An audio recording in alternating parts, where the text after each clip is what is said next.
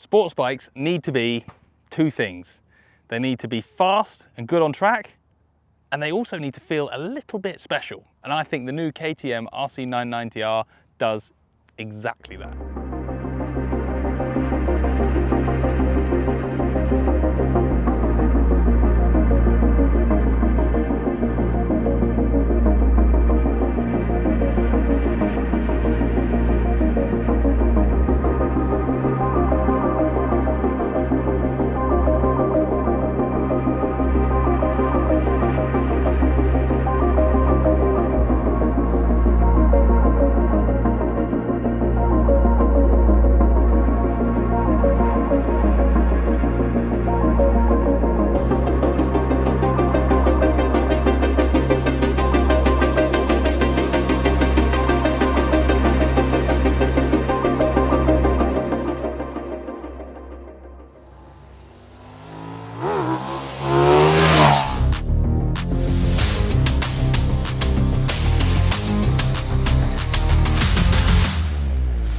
The launch of this bike has been a long time coming. We can't talk about the bike without first talking a little about the elephant in the room.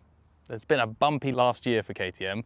They've been through a lot, from that camshaft issue, the sort of PR disaster that exploded after it, followed by them doing their best to come back and sort that, followed by the small financial problems they went through, factory shutdowns, laying off staff. It has been a brutal year for them. But I've said this in videos before, the world needs KTM. The motorcycling world needs a fairly extreme, slightly wild manufacturer in Austria, because KTM, love them or hate them, have constantly pushed the edgy, wild side of motorcycling. Their Super Dukes and Dukes in the early days were brutal to the point of nearly being unrideable for most people. But they opened that envelope. They stopped everyone being safe and building careful bikes that didn't do wheelies, that didn't do fun stuff. KTM has never done that. And I was really pleased when they got rescued by Bajaj. There's a future, they've got bikes coming out, they've got a bit of process and a bit of momentum going again, because we need KTM in the world. We need bikes at the extreme end of the spectrum. Now, this bike is something that KTM sort of said they weren't going to do.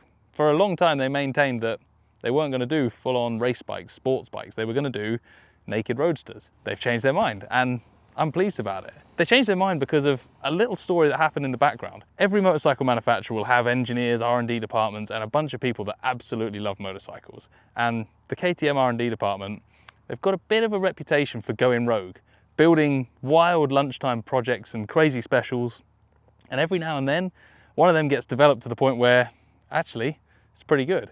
And then it gets developed a bit more, and finally, with no approval, no sign-off, no focus groups, no clever marketing strategies, they've developed a prototype bike and taken it to the grown-ups at KTM and gone, can we build one of these, please? We really like it. And that's the story of how this bike sort of came to be. They got approval from the people that make the decisions at KTM, and those R&D guys then went full on into making what they think is the best middleweight sports bike for road and track use that you can buy. Now, how you define that depends on what your metrics are, but we've headed to a full day of really good road riding and a full day on track out here in Spain to put it through its paces, both riding flat out and in a cruisy manner, to see what it's all about. Now, the RC990R has got 130 PS, 128 horsepower. It's 195 kilos with a full tank of fuel, which is 15.7 litres, something in that region. It has traction control, it has ABS, including cornering ABS. It has a quick shifter, which is an option on the tech pack. It also has launch control and a bunch of other electronic features that we expected. But on top of that, it's got a touchscreen dash with built-in navigation. None of us saw that coming. Let's face it, KTM's dashes have been utilitarian in the past, but for no reason that we can see whatsoever, they've made this awesome, super widescreen touchscreen dash, or you can just use it on the joystick on the switchgear. And while that might sound a bit too wackadoodle for the technophobes out there, actually it's easy to use, it works well, it does all the important simple dash things, and can tell you how to get home. And you'll notice I haven't mentioned phone connections or apps yet, because it doesn't rely on that. Once you've downloaded all the data into the dash, that's it, you're sorted. You just ride it and set your destination on the dash. That's a really refreshing approach, and while not the focus for a sports bike like this, when you're out bombing around roads and you want to find an alternative route because this one's closed or there's too many lorries on it, It's super easy to dive onto the dash, see another road and launch off down it. Big surprise and a big thumbs up from me on that. I've mentioned a little bit throughout the test, there's loads of details on this bike. I don't want to bore the hell out of everyone with them, but it's a bike that's been put together by people who do lots of riding on road, lots of riding on track, and are not afraid to lob it down the road from time to time. They understand that's a part of some people's track riding when you're pushing hard. The details on the bike, the way it can be adjusted for the foot pegs, the position of the gear lever, the ratio of the gear lever, the brakes, the controls. It has such a high level of kind of adaptability, and things like removable clip-on tubes. So if you crash it and bend the handlebar, you just replace the tube. On a normal bike, you have to take off top yoke and slide the whole clip-on assembly off. Those are little details that, along with things like built-in crash sliders on the fairings, they make it super easy to own. They're not going to make people go out and buy one, but once you've bought one and used it for what it's for, you'll start to really appreciate all those little touches that show the bike's really been thought about. Now, enough about pieces of the bike. What is it like to ride? Well, on the road, it's an absolute riot. It's exactly what we wanted KTM to make.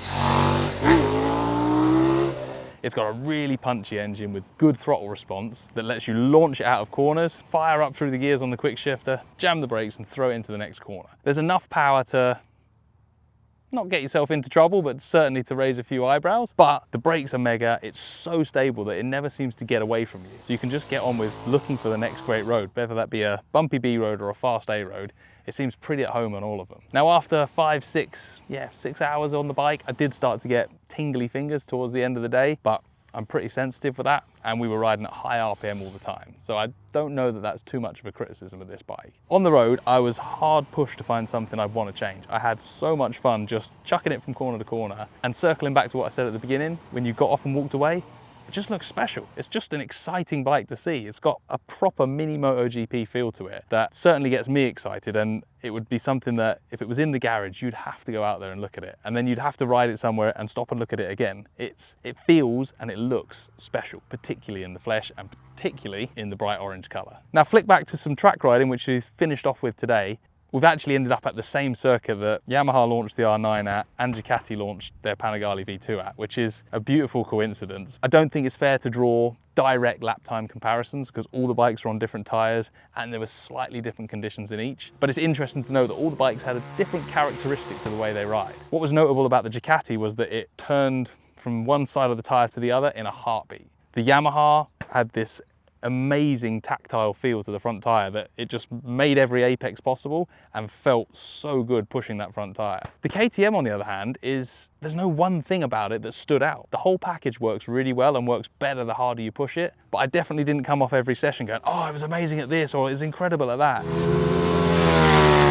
They've sort of gone for a much more rounded approach that feels to be a bike that you can push a lot harder without getting into trouble in. We've ended up on a track day tyre as well, rather than a full out race slick, and that has probably affected some of the way we've found the front tyre here. On track, I don't want this to sound like I'm criticising the bike, but there's no one bit of its riding characteristics that leapt out at me. It all worked together as a really good, really stable package. When I got this afternoon and started getting a little bit overexcited and pushing it, you could slide it on the edge of the tyre and it never felt like it was going to bounce back or run you wide. It was so predictable, and the harder I pushed the front end, mainly through trust more than feel, it just kept responding better and better and better. I never had a moment, I never had a big fold-in front tyre, I never had a feeling like I wasn't going to make the turn. I'd like to try and push it to the absolute limit and just see where that limit is to try and understand it, but the way it's been today, it's just given me so much confidence once I trusted it, if that makes sense. It doesn't tease you along with amazing front end feel like the Yamaha, but if you have a bit of a, come on, we're gonna have it here, and pile in, it responds so well. The only couple of things I've missed on track today were, one, an ability to change the engine braking control. KTM does have a track version of this bike coming, which will have that functionality in the dash, but I quite like on a track like this, once I've finished trying to go fast and do lap times, to have loads of engine braking and just muck around sliding into turns. And with the standard traction control settings and ABS and engine brake control, it doesn't really do that. It's very, very well controlled, but it doesn't give you the chance to go fully sideways unless you use a lot of back brake. Second, tiny criticism maybe, would be the engine feels quite flat on the track. On the road, it punches out of a turn amazing, and the spread of revs lets you leave it in one gear between corners. But here on track today, there was no rush at the top. There was no like exciting ding as you've revved all the way to the red line. It didn't really affect riding fast laps, but in terms of pure enjoyment, I'd like to see a little bit more, I don't know, character, a little bit more rush at the top of the engine.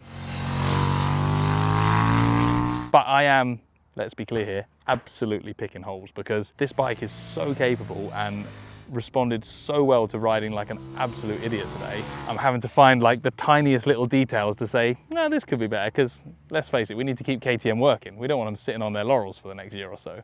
At £13,500, I think the RC 990R is actually mega value. Comparing it to the other bikes on the market, and they've all kind of gone up and down a little bit on prices, for me the KTM's the one that when it's parked there and you're stood looking at the details, it's gorgeous. It looks expensive, it looks fancy. It doesn't feel like a Duke with a fancy fairing. It feels like they've put a lot of effort into making the details of the bike really high spec. And that's the stuff that gets me fizzy in my tummy. That's the stuff that I like about a sports bike. It wants to feel like a little MotoGP bike. You want to feel like you're going racing, even if you're just riding it to the shops. Otherwise, you just buy something comfortable and way more practical. With this latest entry into the Supersport middleweight category, I think KTM has done a fantastic job. They've made something exciting, special, and boy does it perform on track. But the biggest story is they've kept it as a good road bike, so you can go out, ride it and enjoy it in between those track days and special days out. KTM is definitely back, and they are absolutely as bonkers as ever. Make sure you get up to the NEC, make sure you get to a local dealer and check one of these out, because I think it's a very, very exciting bike. And I am a bit of a KTM fanboy. I've always liked exciting, pointy and leery bikes, but go out and have a look at one, tell me if you think the same. Ready to race? I don't know. Ready to cause absolute carnage? Definitely.